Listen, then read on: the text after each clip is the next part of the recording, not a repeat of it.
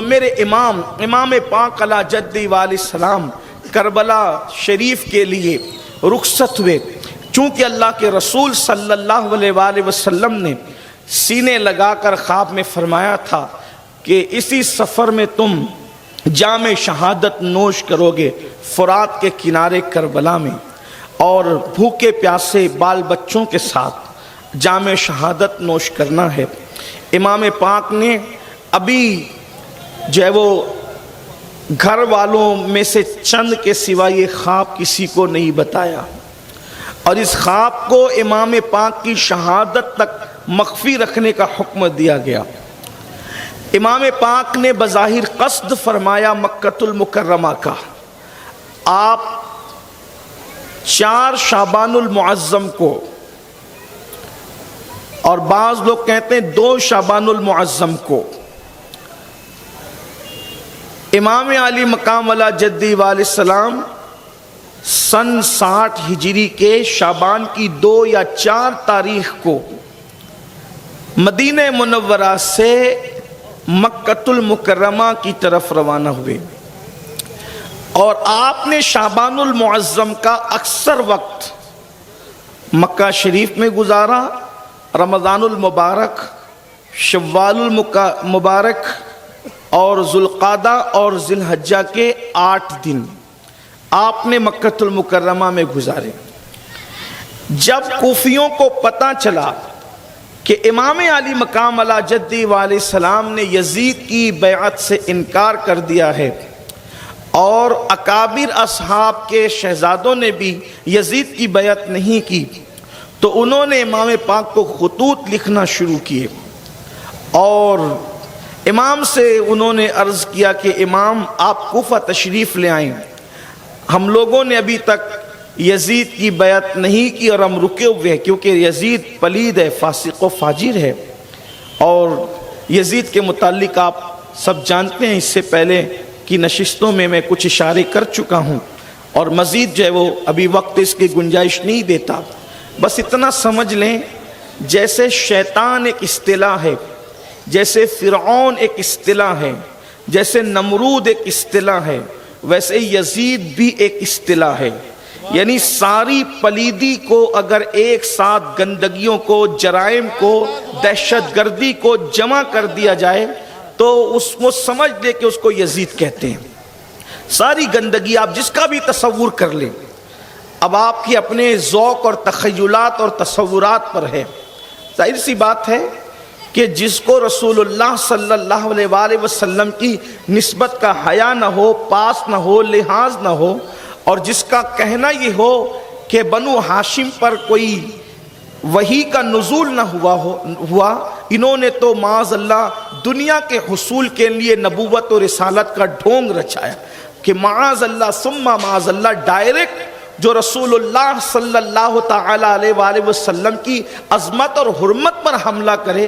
آپ اندازہ فرمائیں کہ پھر اس کی گندگی اور غلاظت کا کون کیا ذکر کر سکتا ہے۔ بہرحال تو یزید کی بیعت کا کوفیوں نے بھی انکار کیا، اور انہوں نے کہا کہ آپ تشریف لائیں۔ امام پاک کو تو شوق شہادت کھینچ رہا تھا۔ دیکھیے اچھی طرح یہ بات آپ کے ذہن میں ہونا چاہیے کہ یہ جو درمیان میں لوگ تانے بانے نکالتے ہیں کہ آپ لوگوں کے نزدیک جب اللہ والے صاحب کشف ہیں، آگے کے حالات ان کو پتہ ہیں، تو پھر یہ لوگ جنگ کے میدان میں کیوں جاتے ہیں؟ تو بات اصل یہ ہوتی ہے کہ اللہ تبارک و تعالی وقتی طور پر نتائج سے توجہ ان کی ہٹا دیتا ہے۔ اس کو یوں سمجھیں آپ کہ کبھی ایسا ہوتا ہے کہ بائک کی چابی آپ اپنی جیب میں رکھ لیتے ہیں، یا بلکہ اور اس سے آسان آپ اپنا چشمہ اپنے ماتھے پہ رکھتے ہیں، اور اس کے بعد چشمہ ڈھونڈتے ہیں میرا چشمہ کدھر گیا، رکھا آپ نے ماتھے پہ، جیب کے اندر بائک کی چابی آپ نے رکھی ہے اور آپ تلاش کرتے ہیں۔ تو علم تو ہے، مگر کسی چیز میں آپ ایسے منہمک ہو گئے، ایسے ڈوب گئے گفتگو کرنے میں، بات کرنے میں، کسی سے ملاقات کرنے میں، کہ آپ کی توجہ علم ہونے کے بعد اس چیز سے ہٹ جاتی ہے تو اس کا مطلب یہ نہیں کہ آپ کو معلوم نہیں ہے. چشمہ تو آپ ہی نے ماتھے پہ رکھا, چابی تو آپ ہی نے جیب میں رکھی بلا تمثیل. اگر حضور اکرم صلی اللہ علیہ وآلہ وسلم کے علم غیب کی نفی یہ کی جاتی ہے کہ اگر بدر کا انجام پتہ ہوتا, احد کا انجام پتہ ہوتا, یا پھر معاذ اللہ امام علی مقام کے علم کی نفی کی جاتی ہے کہ کربلا کا انجام پتہ ہوتا تو وہ نہ جاتے. تو یاد رکھیں انجام تو پہلے ہی بیان کر چکا ہے ان کے نانا نے, لیکن ایک تو یہ کہ الہی جلووں کی تجلیوں میں یوں گم ہے اور شوق شہادت کے جذبات اس طریقے سے کشاں کشاں اپنی طرف کھینچ رہے ہیں کہ جو علوم دیے گئے تھے اس کی طرف سے نتائج کے حوالے سے توجہ ہٹ گئی تھی. تو اس طرح سے یہ کہنا کہ اگر ایسا ہوتا تو یہ کیوں ہوتا, ویسا ہو, تو اپنے حال پر بزرگوں کو قیاس کرنا یہ اچھی بات نہیں ہوتا. اس لیے کہ آسمان آسمان ہے, زمین زمین ہے, عرش عرش ہے, فرش فرش ہے. اس لیے ہمیں ان بزرگوں کے معاملات میں بہت محتاط گفتگو کرنا چاہیے. تو امام پاک علیہ جدی علیہ السلام نے خطوط آتے رہے, آپ نے فیصلہ فرمایا.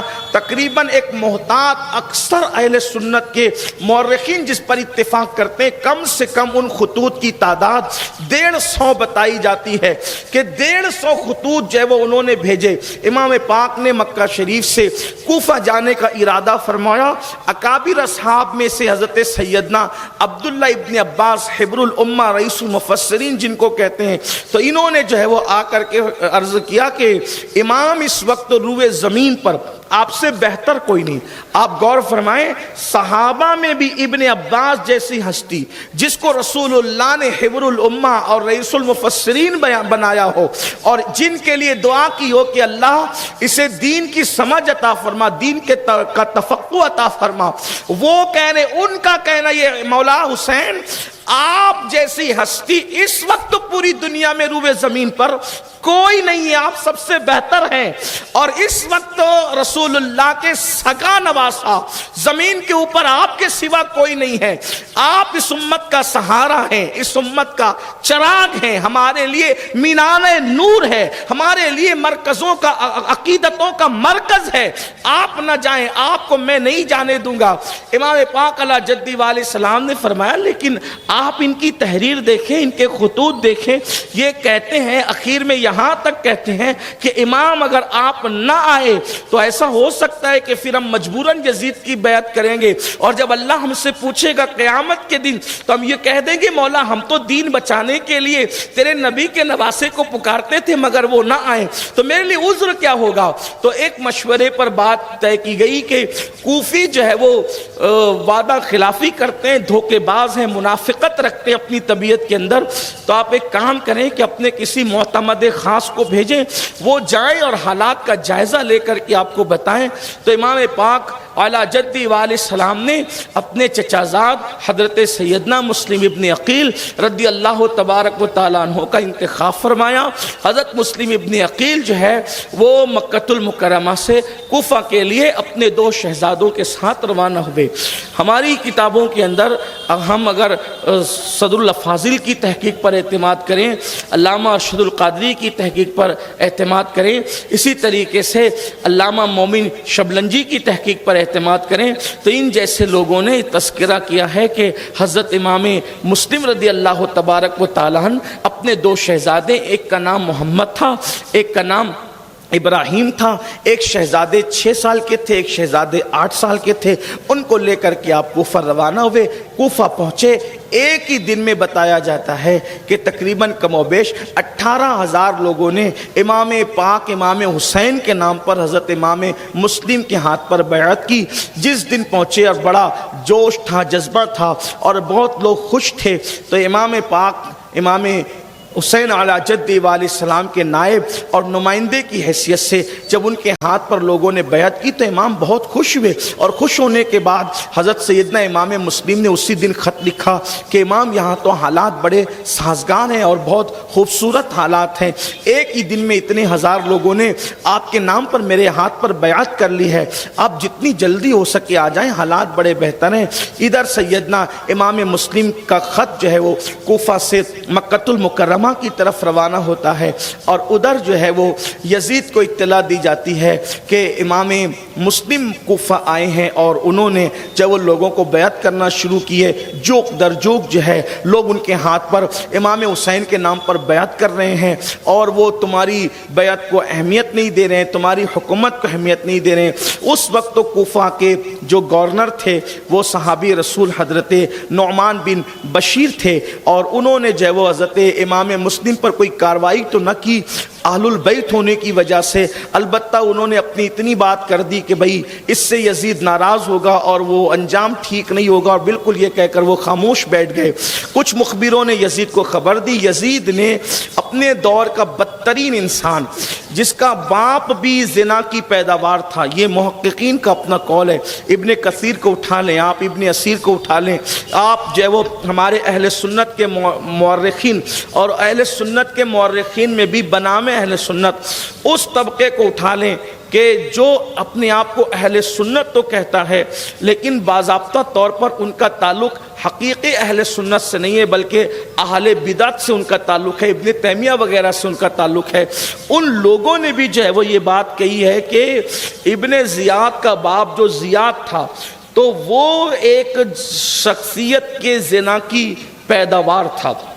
ज़माने जिहालत में एक साहब ने जो है एक कनीस के साथ ज़िना किया था और उस ज़िना से जो है वो ज़ियाद पैदा हुआ था और ज़ियाद का बेटा था उबैदुल्लाह इब्ने ज़ियाद। इसका मतलब आप देखें कि अहलुल बैत के साथ बेवफाई करने में बहुत अच्छे लोग नहीं थे। तो यहाँ से हमें एक जहन मिलता है कि जिसको भी अहलुल बैत की बेवफाई करते देखो, बुराई करते देखो, उनके साथ दगा करते देखो, तो समझ जाना कि कहीं ना कहीं जो है वो शराफत से रास्ता और राब्ता मुनक़ती हो गया है। जिसका राब्ता खून का रिश्ता, दिल का रिश्ता शराफत और दयानत से और ईमान से मुंसलिक रहेगा, वो अहलुल बैत के खिलाफ कभी जा ही नहीं सकता। इसलिए कि अल्लाह तबारक व ताला ने शरीफ तबीयतों के अंदर ये फितरत रखी है, तवज्जो करना, फितरत रखी है, इसलिए कि मजहब अलग है, अल्लाह अकबर, और फितरत का तकाजा है, अल्लाह अकबर। मिसाल के तौर पर मजहब हक कोई कबूल करता है, लेकिन सलीम फितरत जो है, इंसान जो भी पैदा होता है फितरत इस्लाम पर पैदा होता है। बाद में माँ बाप उसको अगरचे बिगाड़ दे, लेकिन अगर वो असल फितरत पर कायम है तो किसी मजहब से ताल्लुक होगा, लेकिन फितरत उसको नबी और आले नबी से मोहब्बत करने पर मजबूर करती रहेगी। जैसे फितरत में मुंह में लुकमा डालना है, फितरत में मुंह में लुकमा डालना है, लुकमा कभी नाक में नहीं डाला जाता, लुकमा कभी आंख में नहीं डाला जाता, ये फितरत है। इंसान हमेशा सामने की तरफ चलने की कोशिश करता है, ये फितरत है। इंसान कभी उल्टा पुल्टा नहीं चलता, ये खिलाफे फितरत है। जिस दरवाजे के मिजागरे आगे की तरफ ठोके होते हैं वो दरवाजा पीछे की तरफ खुलता है, ये फितरत है। अल्लाह अकबर। और अगर कोई उसको आगे की तरफ ढकेले तो दरवाजा टूटेगा, क्योंकि ये खिलाफे फितरत है। तो इसी तरह यानी अल्लाह ने इंसान के खमीर में इश्क को गूंद दिया है, तब पता चला जो इंसान फितरत सालिमा पर रहेगा, किसी खित्ते में, किसी कबीले में, किसी इलाके में रहेगा, वो नबी से भी प्यार करेगा, आले नबी से भी प्यार करेगा। अलबत्ता अगर उसके खून में शराफत नहीं है और वो फितरत से रिश्ता तोड़ने की कोशिश करके खिलाफे फितरत चल रहा है, तो समझ जाना फिर वो अहलुल बैत के खिलाफ जाएगा। याद रखना, जो भी लोग अहलुल बैत के खिलाफ आए हैं, आप नाम पेश करते जाएं, हम बताते जाएंगे कि अल्लाह अकबर कहां कहां पर खताएं मौजूद है, कहां कहां पर अल्लाह अकबर शराफत से रिश्ता मुनक़ते होता नजर आता है। एक बात सच्ची बता दूं, वल्लाह अगर जानवर भी है, जानवर, तो वो भी अगर अपनी फितरत पर है तो वो भी नबी और आले नबी से मोहब्बत करता नजर आता है। दरख्त भी है अपनी फितरत पर, वो भी नबी और आले नबी से मोहब्बत करते नजर आते हैं। अगर वक्त हो इस पर गुफ्तगू की जाए, परिंदों में से किस किस, हत्ता के मेरे अजीज پھل بھی اپنی فطرت پر ہوتے ہیں تو وہ محبت کرتے ہیں۔ مولا مشکل کشا سیدنا علی کرم اللہ تعالی وجہ الکریم فرماتے ہیں کہ اللہ نے میری محبت پھلوں پر پیش کی۔ حالانکہ اس حدیث پر محدثین نے اس کی سند پہ کلام کیا ہے، لیکن ضعیف روایتیں فضائل اعمال میں مقبول ہوا کرتی۔ تو امام علی مرتضیٰ کہتے ہیں اللہ نے میری محبت پھلوں پر پیش کی، جنہوں نے قبول کر لی وہ میٹھے ہو گئے، اور جنہوں نے قبول نہیں کی اللہ تعالیٰ نے ان میں کڑواہٹ پیدا فرمائی۔ آپ اندازہ فرمائیں، علی کی محبت سے پھل میٹھے ہوتے ہیں، یہ ہے محبت علی کا صلہ۔ آپ غور فرمائیں تو بات دور نکلتی، عرض کر رہا تھا کہ جب یزید نے دیکھا کہ صاحب فطرت صحابی رسول حضرت نعمان بن بشیر رضی اللہ تعالیٰ کوئی خلاف نہیں جانے، کوئی کاروائی نہیں، حالانکہ وہ گورنر ہیں، کوئی انہوں نے خلاف کاروائی نہیں کی، جتنی ایک طالب علم ہونے کی حیثیت سے اہل سنت کی کتب میں ہم جانتے، انہوں نے کوئی خلاف کاروائی نہیں کی۔ گورنر تھے تو اس نے جو ہے سوچا کہ میں کس کو منتخب کروں۔ اس کا ایک دوست تھا، ابن سرجون۔ عقد الفرید کے اندر ابن سرجون کا تذکرہ بہت وضاحت کے ساتھ کیا گیا ہے۔ یہ یہودی کا بچہ تھا، یہ خود یہودی تھا ابن سرجون۔ تو اس سے مشورہ کیا۔ دیکھیں مشیر بھی کس کو رکھا گیا تھا، مشیر بھی اس نے رکھا تو ایک یہودی کو رکھا، اور اس نے ابن زیاد کا نام دیا اس لیے کہ شرافت کے کام شریف لوگ ہی کر سکتے ہیں اور رذالت کے کام رذیل لوگ کر سکتے ہیں۔ تو چونکہ وہ جانتا تھا ابن سرجون کے عبید اللہ ابن زیاد کیا ہے، تو پیداوار زنا ہے، پلیدی ہے، تو اس نے کہا کہ یہ کام اگر کوئی سختی سے کرے گا تو عبید اللہ ابن زیاد کرے۔ تو عبید اللہ ابن زیاد بصرہ کا حاکم تھا، اس کو حکم ہوا کہ وہ بصرہ سے نکل کر کوفہ آئے۔ اس نے اپنے چھوٹے بھائی کو بصرہ کی جو ہے وہ گدی سونپی، اور وہ حجاز کے رستے سے اپنے چہرے پر حجازیوں کی طرح رومال اور ڈاٹا ڈال کر کے اور حجازی لباس پہن کر کے حجاز کے رستے سے مغرب اور عشاء کے درمیان وہ جو ہے وہ کوفہ میں داخل ہوا۔ کوفہ والے اس کو دیکھ کر سمجھے کہ امام علی مقام تشریف لائے، انہوں نے نعرہ لگانے شروع کیے، مرحبا یا ابن رسول اللہ، مرحبا یا ابن رسول اللہ، انہوں نے نعرے لگانے شروع کیے۔ لیکن بہرحال پھر یہ ہوا کہ وہ جو ہے وہ اہل البیت کے محبین کی گھر کی طرف قافلہ بڑھنے کی بجائے گورنر ہاؤس کی طرف بڑھا، تو لوگوں کو بھی حیرت ہوئی کہ امام علی مقام کو تو اہل البیت کے محبین کی طرف آنا چاہیے، یہ گورنر ہاؤس کی طرف جانے کا کیا مطلب ہے؟ اور وہ سب کو کنکھیوں سے دیکھتا تھا، اور جیسے جیسے نعرے لگتے تھے وہ جلتا اور بھونتا جاتا تھا۔ بالآخر وہ گورنر ہاؤس پہنچا تو حضرت نعمان بن بشیر نے دروازے بند کیے ہوئے تھے اور سمجھا تھا کہ امام علی مقام آ رہے ہیں، تو اس نے زور سے دھکے دیے اور آواز نکالی تو پہچان گیا کہ یہ تو ابن زیاد ہے۔ تو پھر اس کے بعد دروازہ کھولا اور اس نے کہا کہ اپنے آپ کو معزول سمجھو، اور ساری گورنری یزید نے مجھے سونپی ہے، وہ خط بتایا، اور اس کے بعد اس نے پھر جو ہے سب لوگوں کی چہرہ پٹی کر لی، اور راتوں رات اس نے جتنے اشراف کوفہ تھے ان سب کو جو ہے وہ گورنر ہاؤس میں جمع کر لیا۔ حضرت ہانی کے گھر پہ امام مسلم رضی اللہ تبارک و تعالیٰ عنہ کا قیام تھا، اور امام مسلم رضی اللہ تعالیٰ عنہ کے جو شہزادے تھے وہ امام مسلم کے ساتھ تھے۔ اس وقت جگہ جگہ دعوتیں ہو رہی تھی اور بڑے ناز و نم کے ساتھ جو ہے وہ ان کے ناز اٹھائے جا رہے تھے۔ بالآخر جب صبح ہوئی تو اس نے اعلان کر دیا جس نے امام مسلم کے ہاتھ پہ بیعت کی ہے وہ سب ان کی بیعت توڑیں اور یزید کی بیعت کریں۔ یہ بیعت وہ نہیں ہے جو ہم پیری مریدی کی بیعت کہتے ہیں، یہ وہ بیعت نہیں۔ دراصل یہ جب بار بار آپ بیعت کا ذکر سنتے ہیں تو یہ بیعت وہ ہے کہ جب مسلمان کسی کو اپنا امیر اور مقتدی اور پیشوا مانتے ہیں، خلیفہ مانتے ہیں، تو اس کے ہاتھ پر بیعت کرتے ہیں کہ آپ کے ساتھ وفا کریں گے، بغاوت نہیں کریں گے، جان و مال سے آپ کی مدد کریں گے، نصرت کریں گے، حمایت کریں گے، یعنی کہ گویا کہ اس کے ساتھ وفا کا عہد کیا جاتا ہے، اس کو بیعت کہتے ہیں۔ آپ کے خلاف نہیں جائیں گے، اور آپ کو ہم اپنا امیر مانتے ہیں، پیشوا مانتے ہیں۔ تو یزید کی بیعت زبردستی لی جا رہی تھی۔ اب یہ ہوا کہ امام علی مقام کی طرف سے امام مسلم نمائندہ تھے۔ جب یہ اعلان ہوا تو کوفی جو تھے، ظاہر سی بات ہے ان کے یہاں وفا نہیں تھی، وہ ڈرے اور ڈرنے کے بعد ان لوگوں نے جو ہے امام مسلم سے دوری اختیار کرنا شروع کر دیا، یہاں تک کہ المختصر حضرت ہانی کو بھی جو ہے وہ اس نے اٹھا لیا۔ اور امام مسلم کو جب پتہ چلا کہ حضرت ہانی کو بھی اٹھا لیا تو آپ گھر سے نکلتے وقت اپنے دونوں شہزادوں کو حضرت قاضی شریح کے پاس جو ہے وہ بھیج کر کے آپ نے فرمایا کہ آپ ان کی حفاظت کریں، اور آپ تلوار لے کر کے نکلے کہ جس کے ہاں میں مہمان تھا، جو میرا میزبان تھا، اس کو جو ہے وہ انہوں نے خطرے میں ڈال دیا۔ تو امام مسلم جب گورنر ہاؤس کی طرف بڑھے تو بتایا جاتا ہے تقریباً 40 سے 50 ہزار کا مجمع آپ کے ساتھ ہو گیا کہ چلیں ابھی حملہ کریں گے۔ لیکن اس وقت بھی امام مسلم جو ہے جب گورنر ہاؤس کا گھیراؤ کیا تو آپ نے فرمایا کہ جنگ کا آغاز ہماری طرف سے نہیں ہونا چاہیے کیونکہ مسلمانوں کا خون بڑا قیمتی ہے۔ حالانکہ اس وقت اگر آپ اشارہ فرماتے تو پھر گورنر ہاؤس کی اینٹ سے اینٹ بچ جاتی، لیکن امام نے اشارہ نہیں فرمایا۔ ابن زیاد نے یہ کیا کہ جتنے شرفائے کوفہ کو اس نے جمع کر رکھا تھا، اس نے کہا کہ اگر تمہارے یہ رشتہ دار جو گورنر ہاؤس کا گھیراؤ کیے ہوئے اگر ان کو یہاں سے نہیں ہٹاؤ گے تو میں تمہیں قتل کر دوں گا۔ ان کی جب اپنی جان پر بنائی تو انہوں نے اپنے اپنے قبیلوں سے اور رشتہ داروں سے کہا کہ ایک کام کرو کہ تم یہاں سے ہٹ جاؤ ورنہ ابن زیاد ہمیں مار ڈالے گا، اور اگر تم نے حملہ بھی کیا ہمیں بچانے کے لیے ہم تک پہنچنے تک تو ہم مر جائیں گے، اس لیے کہ تم یہاں سے ہٹ جاؤ۔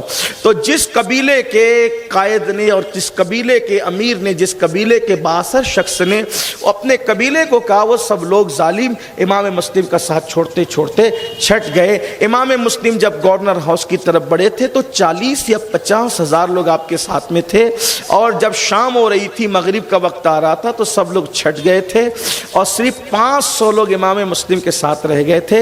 امام مسلم مغرب کی اذان ہوئی، کوفہ کی مسجد میں نماز کے لیے پہنچے۔ جب نماز شروع کی تو اس وقت 500 لوگ پیچھے کھڑے تھے، اور جب آپ نے سلام پھیرا تو کوئی بھی ایک بھی آدمی آپ کے ساتھ نہ تھا۔ امام مسلم رضی اللہ تعالیٰ پھوٹ پھوٹ کر روتے تھے، آپ کی آنکھوں میں آنسو تھے۔ امام مسلم سوچتے تھے کہ یا اللہ، میں نے تو جو ہے امام علی مقام امام حسین کو خط لکھا ہے۔ کیا ہو رہا ہے بھائی؟ کچھ نہیں ہو رہا ہے، آپ کی توجہ اس طرف رہے، کوئی بات نہیں ہے، آپ ذکر سنیں، آپ ایک بار درود شریف پڑھیں۔ بچوں کو آگے بیٹھانے کی مشکل یہی ہے کہ انہیں پیار سے میں اس لیے سوچتا ہوں کہ آگے بٹھائیں کہ ہماری قوم کا مستقبل ہے، لیکن بہرحال بچے بچے ہیں۔ اب یہ ہے کہ مجمع دیکھنے کی کوئی ضرورت آپ کو نہیں ہے، آپ کو ادھر ممبر پہ دیکھنا چاہیے، اور پھر بچوں کے ساتھ بڑے بھی بچے بن جاتے ہیں، اور جب لوگ پیچھے دیکھتے ہیں سبھی پیچھے دیکھتے ہیں۔ ایک بار درود شریف پڑھ لیں آپ، اللہ رب درود شریف پڑھیں، عاشقوں کی طرح بلند آواز سے درود شریف۔ اللہ رب محمد صلی اللہ علیہ وسلم، نحن عباد محمد صلی اللہ علیہ وسلم وعلی ذوی وآلہ ابد الدہور وکرم، صلاۃ و سلام علیک یا جد الحسن والحسین وعلی آلک و اصحابک یا جد الغوث الثقلین۔ تو امام مسلم نے جب دیکھا کہ پیچھے کوئی بھی نہیں تو پھوٹ پھوٹ کے رونے لگے، اپنی جان کی پرواہ نہیں تھی، سوچ رہے تھے یا اللہ، میں نے تو امام علی مقام کو خط لکھا ہے، امام جب میرا خط دیکھیں گے تو ان کو مجھ پر اتنا اعتماد ہے کہ وہ میرا خط پڑھ کر تو کسی کے روکنے سے رکیں گے نہیں اور وہ ضرور تشریف لائیں گے۔ بالآخر یہ ہوا کہ آپ مسجد سے باہر نکلے تو دیکھا کہ کوفہ میں سب کے دروازے بند۔ کل تک جن کے گھروں میں دعوتیں ہو رہی تھی اور بہت ناز اور نام اور ہاتھ چومے جا رہے تھے، بیعتیں کی جا رہی تھی، لوگوں نے اپنے دروازے بند کر دیے جان کے خوف سے۔ اے کوفہ والو، قیامت تک تمہاری بے وفائی کو لوگ یاد کرتے رہے، لوگ تمہاری بے وفائی کے چرچے کرتے رہیں گے۔ اور ایک بات آپ دیکھیں، آپ جب کبھی کوفہ جائیں تو کوفہ میں آپ ہمیشہ دیکھیں گے کوئی کتنا بھی مالدار ہوگا، اس کے چہرے کو کبھی آپ کھلا کھلا نہیں دیکھیں گے۔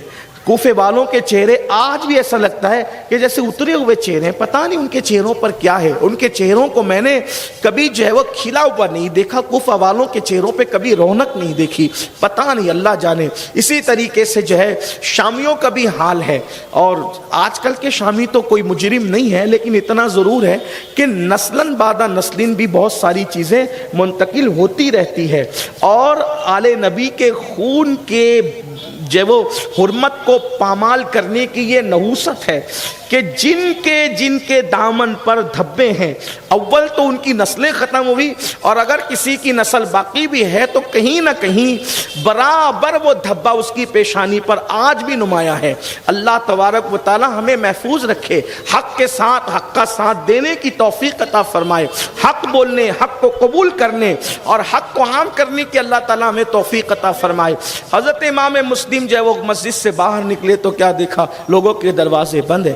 ایک دروازہ کھلا ہے بوڑھی عورت کا, اور وہ بھی دروازہ اس نے کسی کے آنے کے لیے نہیں بلکہ اپنے بیٹے کے انتظار میں جو ہے وہ اس نے دروازہ کھلا رکھا ہے. امام وہاں جاتے ہیں, پانی کی پیاس لگی ہے. امام مسلم کہتے ہیں بڑی بی سے کیا تم مجھے پانی پلا سکتی ہو؟ اس نے پانی لا کر کے دیا, پانی پی کر کے بیٹھ گئے. اس نے کہا اے مسافر, اے اجنبی, آپ کے چہرے کو دیکھ کر لگتا ہے کہ آپ بڑے شریف ہیں, شریف خاندان سے آپ کا تعلق ہے, لیکن آپ پانی طلب کیا, پانی پیجیے اور جائیے. آپ پانی پی کے یہاں بیٹھ کے کیسے گئے اور کیوں بیٹھے؟ تو امام نے فرمایا مائی یہاں میرا کوئی گھر نہیں, میں اجنبی مسافر یہاں ہوں اور میرا کوئی مکان نہیں ہے. کل تک کہ میں گھر تھا, آج میں بے گھر ہوں اور میرا کوئی مکان نہیں. اس نے پہچانا اندھیرے میں, وہ پہچان نہ سکی پہلے, لیکن بعد میں اس نے آپ امام مسلم ہیں؟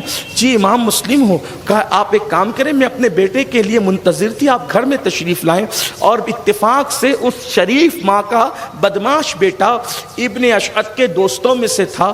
امام مسلم کو جب اس نے اپنے گھر میں پایا تو اس نے مخبری کر دی اور ابن اشعت کو بتایا. ابن اشعت کا پورا نام محمد ابن اشعت بتایا جاتا ہے, لیکن چونکہ جس بندے کی بھی ہم برائی جب اس کی ذکر کرتے ہیں اور اس کا نام محمد ہوتا ہے تو پھر ہمیں اس کا نام نہیں لینا چاہیے, بلکہ اس کے باپ کے نام سے یا اشارے کنائے بیان کرنا چاہیے. تو اس کا نام تو تھا محمد ابن اشعت, لیکن ہم اس کو پورا نام نہیں لیتے بلکہ اس کو کیا کہتے ہیں؟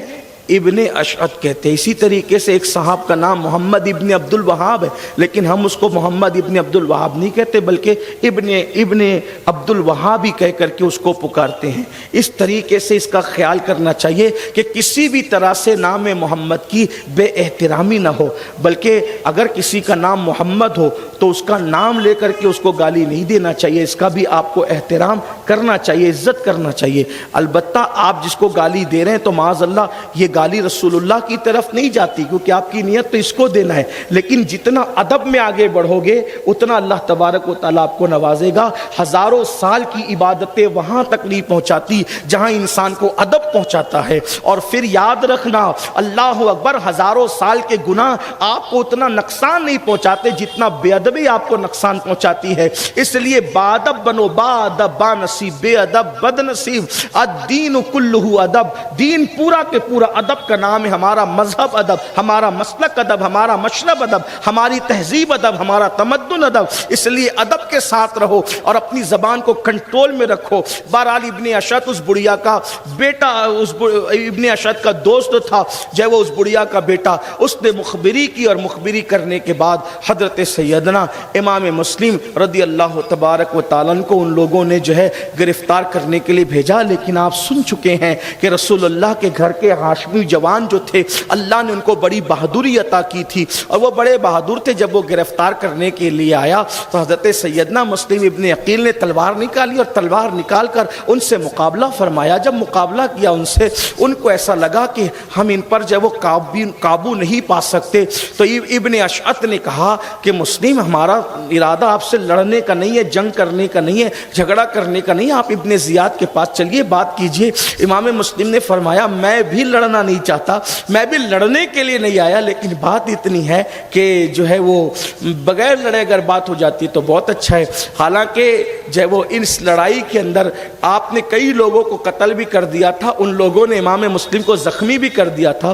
زخمی لہو لہان ہونے کے باوجود بھی امام مسلم کا ان کو خوف تھا اور انہوں نے کہا ہم آپ کو امان دیتے ہیں, ہم آپ کو پناہ دیتے ہیں. حضرت سیدنا امام مسلم کو انہوں نے کہا آپ سواری پر بیٹھیں, کھچر پر بیٹھیں اور ابن زیاد کے پاس چلیں, گورنر ہاؤس چلیں. حضرت سیدنا امام مسلم جیسے کھچر پر بیٹھے اور چلے. یہ جب انہوں نے امان دی تھی, عرب والے جب کسی کو امان دیتے تھے تو امان دینے کا مطلب یہ ہوتا تھا کہ وہ کتنا ہی بڑا دشمن ہے, جب امان دے دی ہے تب اس کے ساتھ دھوکہ نہیں کریں گے. عرب والے زبان کے بڑے دھنی ہوا کرتے تھے. لیکن بہرحال اب وہاں تو کیا تھا کہ بغض اہل بیت میں اتنی آگے بڑھ گئے تھے, وہ تو کلمہ پڑھانے کا احسان بھی بھول گئے تھے, دین دینے کا احسان بھی بھول گئے تھے. نمازوں کے اندر محمد اور آل محمد پر درود پڑھتے تھے اور نمازوں کے باہر سازشیں کرتے تھے. کس قدر حالات بد سے بدتر تھے. ممبروں پہ بیٹھ کر کے مولا مشکل کشا کو گالیاں دیا کرتے تھے. سوچے تو صحیح حالات کس طرح تھے, کیسے تھے. بلکہ آپ کو بتاؤں کہ ایک زمانہ یوں بیتا, بغض اہل بیت کا ایک زمانہ یوں بھی تھا مروانیوں کے دور میں کہ ملک شام میں کوئی علی نام نہیں رکھتا تھا، حسن نام نہیں رکھتا تھا، حسین نام نہیں رکھتا تھا، یہ نام نہیں رکھے جاتے. اتنی ان کے جیسے آج ہمارے یہاں یزید نام نہیں رکھتا کوئی، مروان نام نہیں رکھتا. بغض اہل بیت کا ایک زمانہ ایسا گزرا تقریباً جو وہ کم و بیش ایک صدی اتنا یا پونا صدی اتنا کہ نام حسن حسین اور علی نہیں رکھے جاتے تھے. ایک بزرگ کہتے ہیں، محدث کہتے ہیں کہ میں جو ہے وہ ایک بار ملک شام گیا تو میں نے دیکھا کہ ایک بندے کے ایک بیٹے کا نام علی ہے، ایک کا نام حسن ہے، ایک کا نام حسین ہے. تو میں رک گیا اور رک کر میں نے کہا یار تو کتنا اچھا انسان ہے کہ یہاں تو علی حسن حسین نام رکھنا جرم ہے اور تو نے اپنے بچوں کا نام علی رکھا، حسن رکھا، حسین رکھا، تو کتنا بڑا جیالہ مجاہد ہے. تو اس نے کہا آپ کیا سمجھتے ہیں، میں نے علی نام علی کی محبت میں رکھا، حسن نام حسن کی محبت میں رکھا، حسین نام حسین کی؟ نہیں، اصل میں گالی دینے والا آدمی ہوں، مجھے گالیاں دینے کی عادت ہے. تو جب میں بچوں کا نام رکھ رہا تھا تو میں نے سوچا کہ کچھ بھی نام رکھوں گا تو گالی ہی دوں گا. تو سوچا کہ گالی جن کو دوں گا تو ایک کام کرتا ہوں کہ جن کو گالیاں دیتا رہتا ہوں انہی کے نام پہ نام رکھوں تاکہ ایک کام میں دو کام ہو جائے. یہ بغض اہل بیت کا ایسا دور گزرا ہے. آپ سمجھتے کیا ہیں، میرے آقا صلی اللہ علیہ وآلہ وسلم نے اسی لیے فرمایا، آقا ارشاد فرماتے ہیں، زید بن ارقم کہتے ہیں کہ اللہ کے رسول نے فرمایا میں اپنی اہل بیت کو بطور امانت دے رہا ہوں تمہیں. اللہ کے رسول فرماتے ہیں اہل بیت بطور امانت دے رہا ہوں تمہیں، اور پھر تمہیں آزمایا جائے گا کہ میری اس امانت کے ساتھ تم سلوک کیا کرتے ہو. اور آپ غور کریں پھر سلوک کیا کیا گیا، اور آج بھی کچھ لوگوں کی طبیعت کے اندر کیا سلوک ہے. آپ غور کریں، یاد رکھنا اگر گمراہی سے بچانا ہے اپنی اولاد کو تو دو چیزوں کی طرف مضبوطی کے ساتھ ان کی توجہ کو مبذول کرو. اللہ کے رسول نے یہی فرمایا کہ دو بھاری چیزیں چھوڑ کے جا رہا ہوں، جب تک ان کو پکڑے رہو گے کبھی گمراہ نہیں ہو سکتے. ایک تو قرآن ہے، دوسرا میری اہل بیت ہے. اتحاد امت کے لیے بہترین منشور حجۃ الوداع کے موقع پہ اللہ کے رسول نے پیش کر دیا، قرآن اور اہل بیت، قرآن اور اہل بیت، میرے آقا صلی اللہ علیہ وآلہ وسلم کے دیوان. تو یہ حالات گزرے، اسی لیے امت جو ہے ٹکڑوں میں تقسیم ہوتی چلی گئی. حضرت سیدنا امام مسلم جب کھچر پر بیٹھے تو دھیر سے آپ کی تلوار نکال لی گئی. تلوار نکالی تو آپ نے بلند آواز سے پڑھا انا للہ و انا الیہ راجعون. ابن اشد تو مجھے امان دے چکا ہے، تلوار نکالنے کا کیا مطلب ہے؟ اور یوں ہی میں زخمی ہوں جب میں کہہ چکا کہ میرا ارادہ جنگ کا نہیں ہے. البتہ جیسے ہی حضرت سیدنا امام مسلم جو ہے وہ گورنر ہاؤس میں پہنچے تو یزید ابن زیاد فرعون کی طرح تخت پر بیٹھا ہوا تھا. امام مسلم جیسی پہنچے تو ٹھنڈے مٹکے کا یعنی ٹھنڈے پانی کا مٹکا بھرا ہوا رکھا تھا. بہت تھک گئے تھے، زخمی تھے، پیاس لگی تھی. آپ نے فرمایا کہ پانی جو ہے وہ پلاؤ، تو اس نے پانی نہیں دیا. امام مسلم کو پانی پینے کے لیے نہیں دیا. اور اس کے بعد اس نے جب حضرت امام مسلم سے گفتگو کی تو اس نے کہا کہ آپ کی جان اسی طرح سے بخشی جا سکتی ہے کہ آپ حسین کو اور اس کے باپ کو لعنت کرے، گالیاں دے. آپ حضرت امام مسلم نے فرمایا کہ میں واللہ مرنا پسند کرتا ہوں، میں لعنت کرتا ہوں تجھ پر اور تیرے باپ پر. یہ جرأت تھی ان کے اندر. امام مسلم میں جرأت تھی ابن زیاد کے سامنے. فرمایا کہ تجھ پر تیرے باپ پہ لعنت کرتا ہوں. او ابن مرجانہ، تو علی کو اور حسین کو گالیاں دینے کی بات کرتا ہے، میرے آقاؤں کو؟ مجھ سے نہیں ہو سکتا. اس نے کہا تو ٹھیک ہے، مرنے کے لیے تیار ہو جائیں. تو امام مسلم نے کہا کہ ٹھیک ہے، اور آپ نے پھر جو ہے وہ کچھ وصیتیں فرمائی. وہاں پر عمر بن سعد موجود تھا، حضرت سعد ابن ابی وقاص رضی اللہ تبارک و تعالیٰ کا بیٹا. آپ نے فرمایا کہ یہاں تو میرے رشتہ داروں میں عمر سعد ہی ہے. اس نے کہا میں کوئی وصیت نہیں سنتا. یعنی حالات کے دھارے میں کیسے لوگ بہتے ہیں، دنیا کتنی بے وفا. ایک بات یاد، ایک بہت بڑے مفکر سے میں نے سنا، انہوں نے کہا کہ میں نے دنیا سے بڑھ کر بے وفا کسی کو دیکھا ہی نہیں. دنیا پہ کبھی بھروسہ مت کرنا. امام کہتے ہیں شہد دکھائے، زہر پلائے، قاتل ڈائن شوہر کش، اس مردار پہ کیا للچایا، دنیا دیکھی بھالی ہے، سونا جنگل رات اندھیری، چھائی بدلی کالی ہے، سونے والوں جاگتے رہیو، چوروں کی رکھوالی ہے. کبھی دنیا سے جی مت لگانا، کبھی دنیا سے وفا کی امید نہ کرنا. پیار سب سے کرو، محبت سب سے کرو، اخلاق کے ساتھ سب سے پیش آؤ، سب کے ساتھ رشتہ رکھو، تعلق رکھو، لیکن وفا کی امید کسی سے نہ رکھو.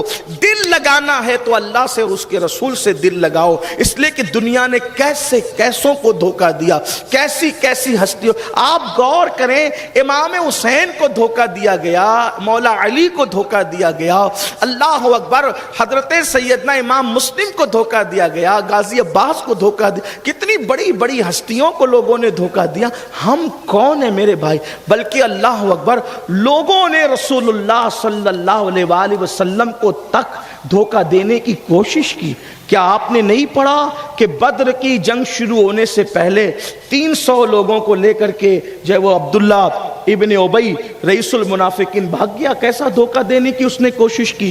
تو گویا کہ یہ دنیا دھوکے کی جگہ ہے، اور اس میں بہت دن رہنے کی بھی جو ہے وہ کوشش نہ کرو، بہت امیدیں نہ باندھو، جلدی جلدی تیاری کرو جو یہاں سے جانا ہے. میں تو لوگوں کو کہتا ہوں، دھوکے باز لوگوں سے نکل کر اگر وفا کے خالق کی طرف جانے کی بات ہے تو یہ گھاٹے کا سودا نہیں بلکہ یہ بڑے منافع کا سودا ہے.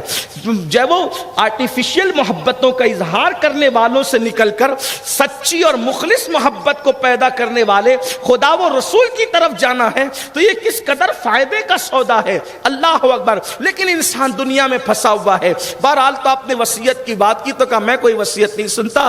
ابن زیاد نے ہنستے ہنستے کہا یار تمہاری رشتہ داری سن لو، عمل کرنا نہیں کرنا تو اب بات کی بات ہے.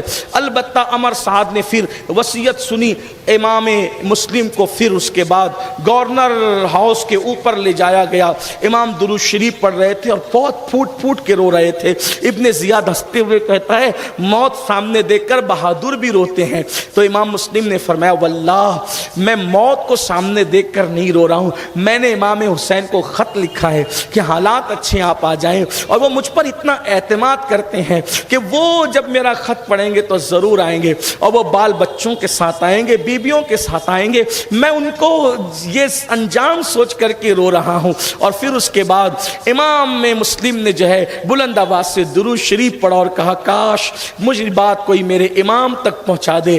امام آپ نہ آئے، ان کوفیوں نے ہمیشہ کی طرح بے وفائی کی ہے. اللہ اکبر. اور پھر اس کے بعد حضرت سیدنا امام مسلم درود شریف اور کلمہ شریف پڑھ رہے تھے کہ آپ کی گردن کو جو ہے جلاد کے ذریعے سے تلوار سے کاٹ دیا گیا، اور پھر آپ کا سر لے کر کے آپ کے وجود ناس کو کوفہ کے گورنر ہاؤس سے زمین پر ڈال دیا گیا اور آپ کی لاش چکنا چور ہو گئی. یہ پہلی شہادت تھی گویا کہ کربلا کی شہادتوں میں سے.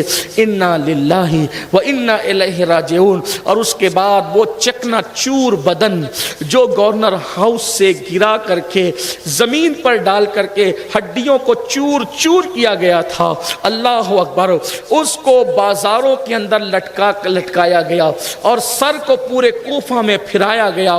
جو یزید کی مخالفت کرے گا اس کا یہ انجام ہوگا. اور امام مسلم رضی اللہ تبارک و تعالی عنہ کا جسد اطہر کئی دن تک کے جو وہ بازار کوفہ میں لٹکا رہا. ایک بات آپ سے کہوں، دشمن تو اپنی دل کی بھڑاس نکال رہا تھا، لیکن اہل البیت کے لٹکتے ہوئے جسم دھوپ اور ہواؤں کے اندر بھی تر و تازہ تھے. حضرت حامد مصطفیٰ آبادی نے بہت اچھی عکاسی کی. کہتے ہیں کہ محمد مصطفیٰ کے باغ کے سب پھول ایسے ہیں، محمد مصطفیٰ کے باغ کے سب پھول ایسے ہیں جو بن پانی کے تر رہتے ہیں مرجھایا نہیں کرتے، جو بن پانی کے تر رہتے ہیں مرجھایا نہیں کرتے. پورا کوفہ اللہ اکبر بے وفائی کی زد میں تھا. اے کوفہ والو، قیامت تک تمہاری مہمان نوازی کو یاد کیا جائے گا دھوکے بازی کے حوالے سے. امام مسلم کا سر پھرایا جا رہا ہے، کوفے کے بازار میں جسم لٹکا ہوا ہے، اور اس کے بعد جب شام ہو کر کے رات سی اپنی زلفوں کو کوفہ کے اس بے وفا لوگوں کے اوپر ڈالتی ہے اور رات تاریک ہو جاتی ہے۔